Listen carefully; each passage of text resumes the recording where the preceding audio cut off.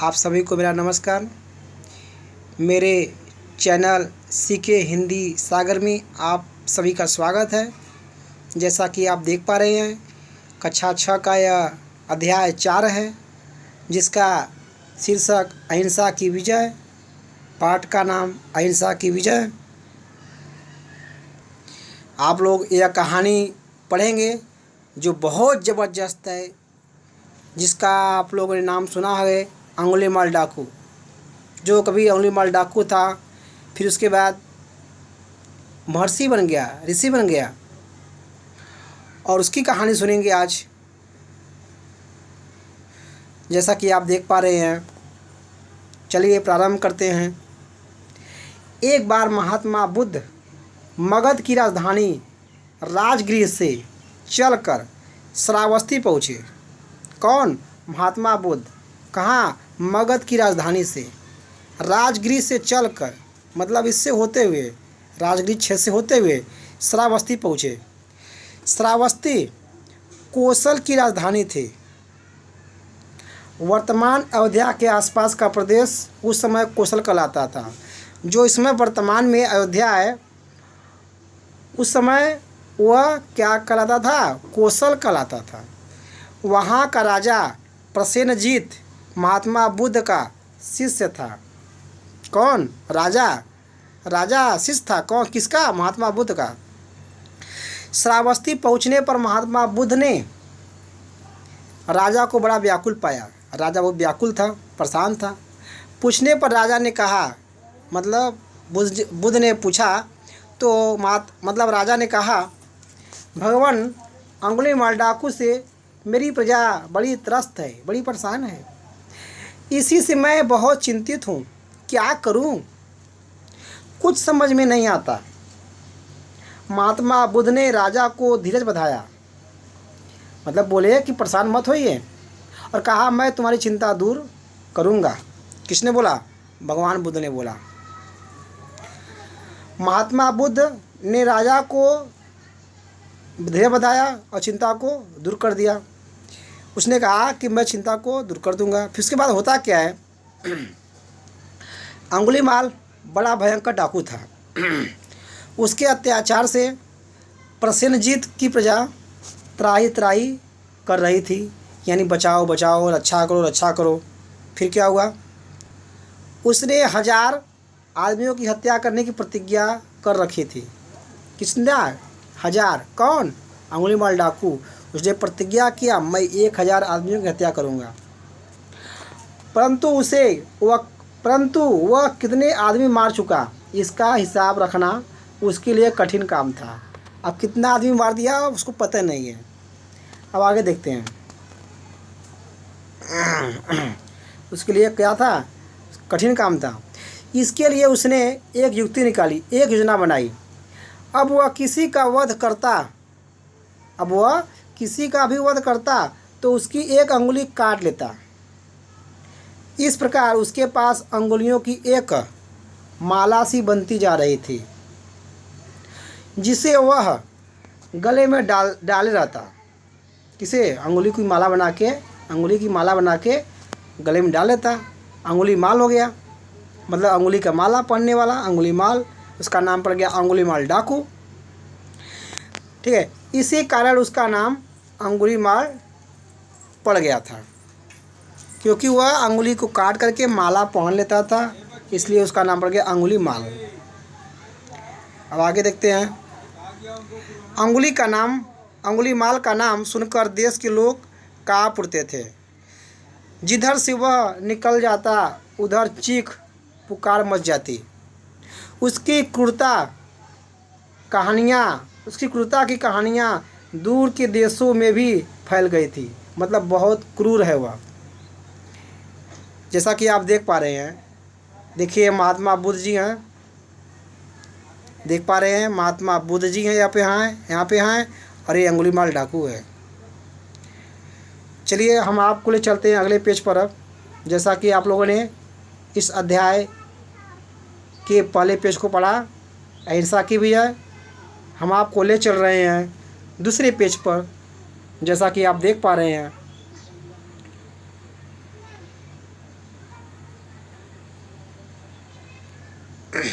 जैसा कि आप देख पा रहे हैं, फिर से उसके आगे प्रारंभ कर रहे हैं।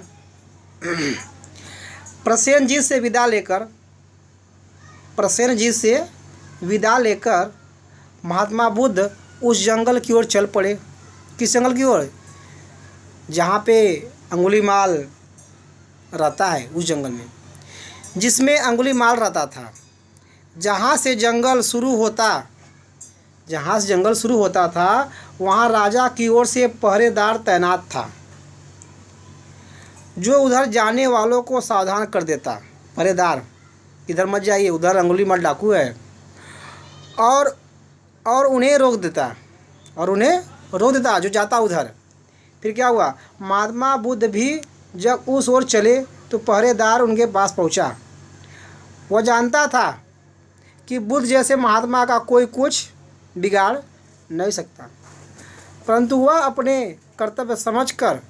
अपना कर्तव्य समझकर बुद्ध के चरण पकड़कर बोला, महाराज, उधर भयंकर डाकू अंगुलीमाल रहता है, उससे प्राणों का खतरा है। महाराज, कृपया उधर न जाएं। महात्मा बुद्ध हंसे और उन्होंने पहरेदार के सिर पर हाथ फेरते हुए कहा, मेरे लिए किसी प्रकार की चिंता न करो। फिर वे आगे बढ़ गए। कौन? महात्मा बुद्ध आगे बढ़ गए। दोपहर का समय था, चारों ओर पेड़ों ने छाया कर रखी थी। एकदम छाया भी था, दोपहर का समय था, छाया भी था क्योंकि पेड़ अधिक था। जंगल की राह चलना आसान नहीं होता। सही बात है, जंगल है, चलना कैसे आसान होगा। महात्मा बुद्ध भी कुछ थके से रहे थे, मतलब थके हुए लग रहे थे, पर वे रुके नहीं, आगे बढ़ते गए।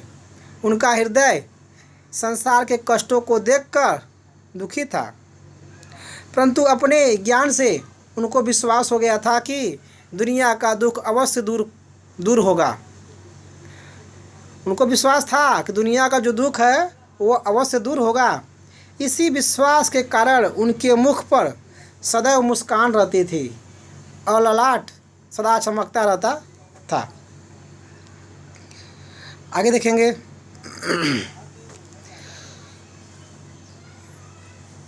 आदमी को मारता क्यों? आदमी को मारता क्यों? जीव को देखकर प्रसन्न क्यों नहीं होता? इन्हीं बातों पर विचार करते हुए महात्मा बुद्ध जंगल की राह बढ़ते जा रहे थे। जंगल में आगे बढ़ते जा रहे थे भाई।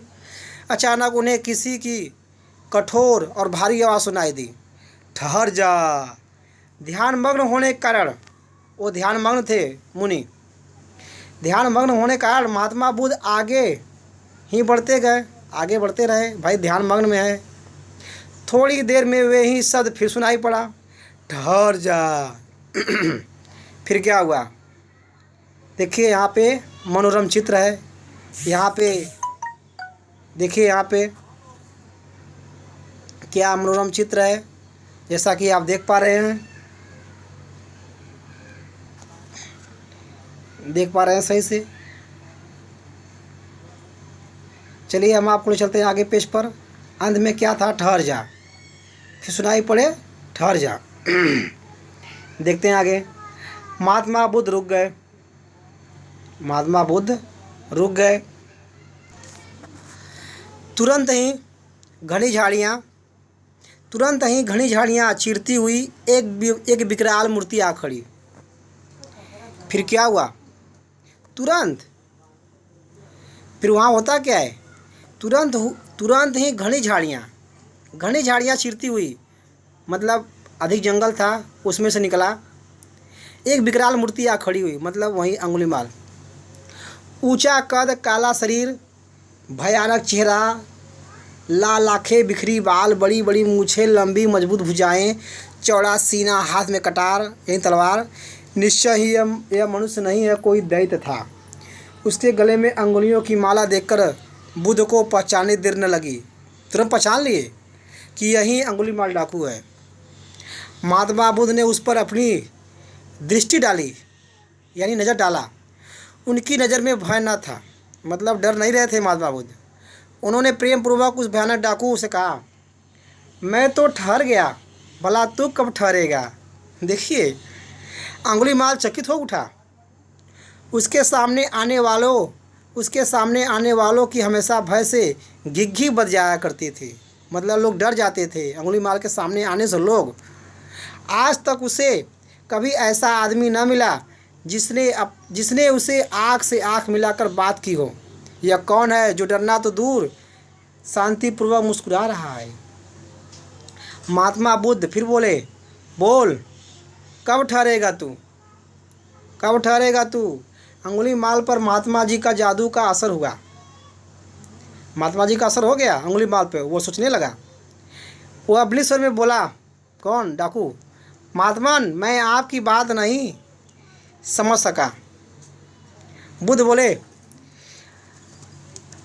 बोले, अरे जीवन में तो जन्म से मरण तक वैसे ही बहुत दुख है। बुद्ध क्या बोले? अरे जीवन में तो जन्म से मरण तक यानी पैदा हुए और मरने तक वैसे ही बहुत दुख है। तुम उसे अपनी क्रूरता के कारनामों से, अपनी क्रूरता के, अपनी निर्दयता के कारनामों से और क्यों बढ़ा रहे हो क्या दुख? ठीक है, मैं तो ज्ञान प्राप्त कर बंधन से छूट गया, पर तू इस प्रकार जो मार काट का काम अभी करता जा रहा है, इससे कब छुट्टी लेगा? बोल, कब ठहरेगा तू? वह डाकू जिसने डर कभी नहीं जाना था, जिससे सारी दुनिया कांपती थी, आज एक निरस्त महात्मा के तेज से काँप रहा था। मतलब बिना अस्त्र के महात्मा, देखिए नीर प्लस अस्त्र यानी बिना अस्त्र के महात्मा के तेज से काँप रहा था। जो उनके चमक थी उनके चेहरे पे, उनके जो वचन थे उससे काँप रहा था। अचानक वह बुद्ध के चरणों में गिर पड़ा। कौन? वह अंगुलीमाल डाकू। देखिए जिसका नाम वाल्मीकि आप लोग जानते हैं ना, वही अंगुलीमाल थे, महर्षि वाल्मीकि। तो देखिए आगे देख रहे हैं जैसे आप। और बोला, महात्मन, मुझे राह दिखाइए, मेरे सामने अंधेरा ही अंधेरा है। महात्मा बुद्ध ने उसको शांति, दया और प्रेम का उपदेश दिए। किसको? अंगुलीमाल को।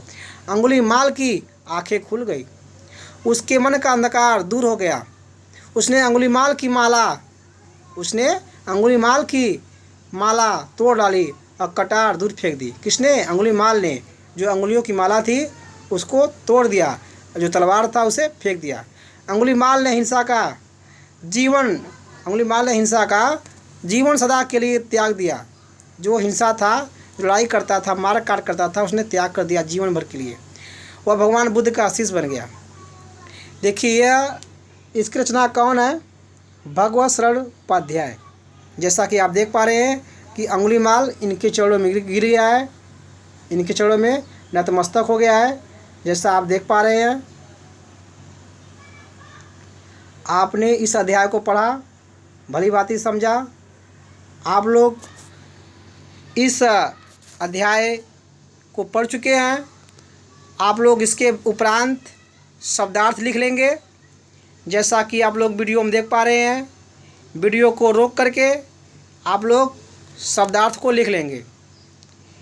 वीडियो को रोक करके आप लोग शब्दार्थ को लिख लेंगे और जल्द ही आप लोगों को इसके प्रश्न के कुछ उत्तर हैं जो आपको देने होंगे। जल्द ही आपको अगले वीडियो में मिलेगा। तब तक के लिए धन्यवाद।